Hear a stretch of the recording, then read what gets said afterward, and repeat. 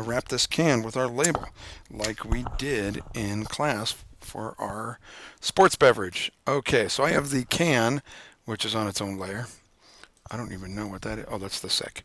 So I have the can on its own layer, and I have my label that has been flattened to a JPEG, but same deal. Doesn't matter. I'm going to hold down Shift. Let's turn on my garbage here. Let's turn that guy on.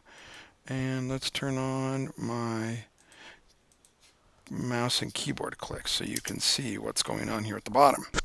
So if I type something, it'll show up there. All right, here we go.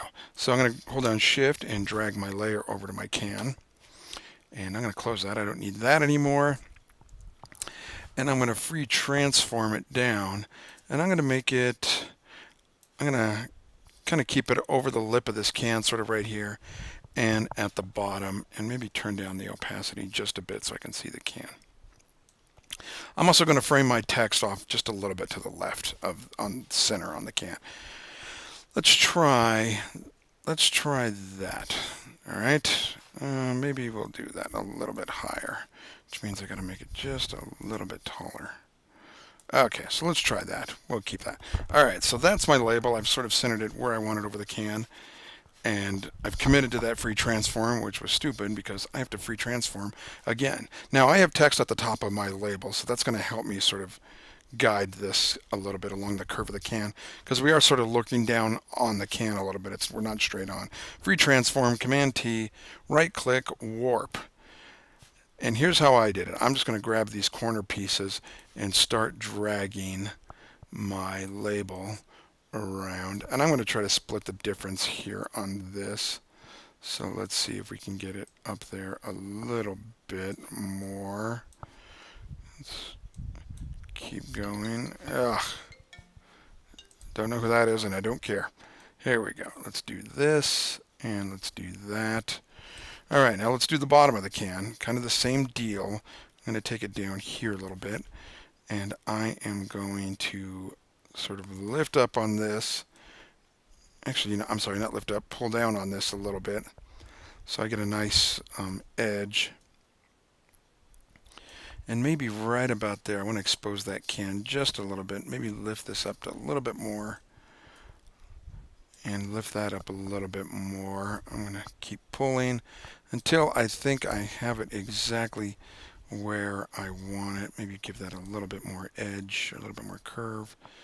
All right, let's try that for starters. It looks a little weird right there. Maybe push that in just a little bit because the perspective of the can it's wider at the top than it is at the bottom.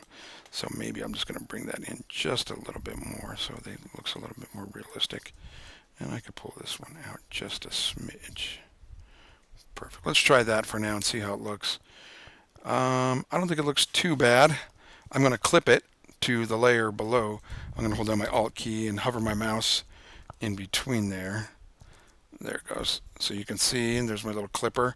So I'm going to hover right in there, hold down the Alt key and click, and it is now clipped, and you can see it is now clipped to my can. I'm going to turn that up some more so it's a little bit brighter. That's not too bad. It's close. It's a good start. You may have to, if you have to do it again, do it again. Not a big deal. The other thing I did was I'm going to start a blank layer over the top here, right? And I'm going to go to my gradient tool and using black to transparent, I am going to pull in from the side on a new layer and make sure you're in linear mode right there. And get rid of that. On a new layer, I'm going to pull into the center a little bit. Maybe right here. Let's try it right here. Let's try that. Let's try it on the other side, see what happens. Not too bad. And I'm going to put a mask on this layer because I just want the black to appear inside the can. So Command click the can right there. I'm going to Command click that little picture, click, get my selection set, as you can see. And then with that gradient layer selected, I'm going to put a mask on it right there. And there you go. And that sort of helps round out. Let me get rid of that. That helps round out the corners a little bit. So now the can looks a little bit more, looks a little bit round. The last thing I did, well, this wasn't the last thing, one of many things I did. I'm not going to go through everything. But I doubled this can layer right here. Our original can, Command J, and I'm going to drag it to the top, and everything just unlinked. So I'm going to relink that, and that should work. So I'm going to take my can to the top, and I'm going to set it into, I believe I set it in overlay. Yeah, and that sort of helps punch up all the highlights a little bit and makes the can bright where it needs to be bright and gives it some reflectivity. And anyway, that's kind of how I did this whole thing. You could do way more. You can do some dodging and burning if you wanted to. If you wanted to, you can drop a shadow behind the can. Speaking of shadow, I'm going to do that real quick. On a new layer, almost at the bottom there, right under the can, right? I'm going to command click the can, hold down my command key and click it so I get a selection. And on that new layer underneath the can, that's going to be our shadow, S-H-A-D-O-W. And you're not going to be able to see, but if you fill it with black, in this case I'm going to go Alt-Delete because black is my foreground color. Alt-Delete. It did fill it with black. You can't see it, obviously, because it's behind everything, but it's there. And then I'm going to free transform this distort and drag my can out down here a little bit. And of course I'll have to do some adjusting and things like that. I may even have to get rid of that little piece of area right there. All right. And there you go. I got a can. I'm going to turn down the opacity a bit.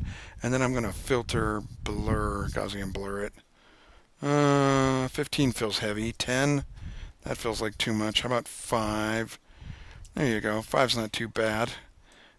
And there you go. I got a nice little can there. I may erase this little part right here and certainly tone it down a bit. There you go. Anyway, that's how you wrap your can and build up its elements and things like that. Good luck to you, and I will see you in class. Have a good one. Keep photoshopping.